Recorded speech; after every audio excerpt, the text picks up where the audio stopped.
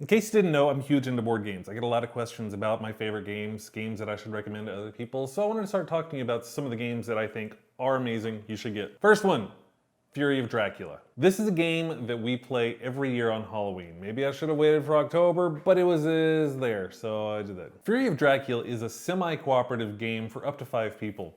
Most of the players are going to be hunters that are hunting down Dracula. One of the players gets to be Dracula. If Dracula scores 6 points, he wins. If the hunters kill Dracula, they win. Pretty simple, right? Each person plays a hunter and they take each turn traveling around Europe trying to find where Dracula is. Dracula moves around the board in hidden ways by putting these cards down. Each card corresponds to a city. Along the way, he also puts traps down. If a hunter stumbles onto a city that he was with a trap, they gotta deal with the trap first. The vast majority of the game is going to be working together trying to figure out where Dracula is. The great thing about this and what makes it really fun is that Dracula can hear all the conversations going on before he makes his move. So whatever you're talking about doing, Dracula gets the opportunity to play against that. Another great thing about this game is how well it is themed for the actual novel of Dracula. Each of the characters is one of the characters from the books.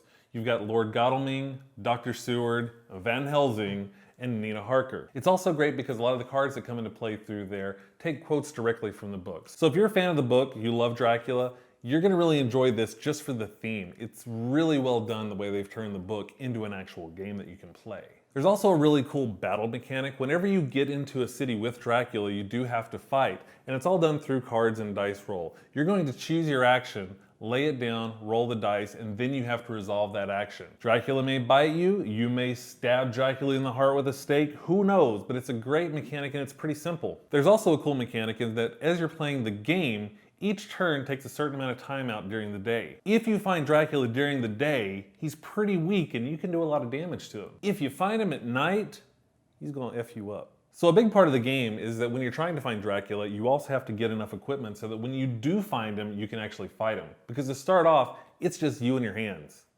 Not very effective against the Prince of Darkness. I really like this game because it's this cool melding of a cooperative and a competitive game. The other great thing about this game is how it can completely change at the drop of a dime.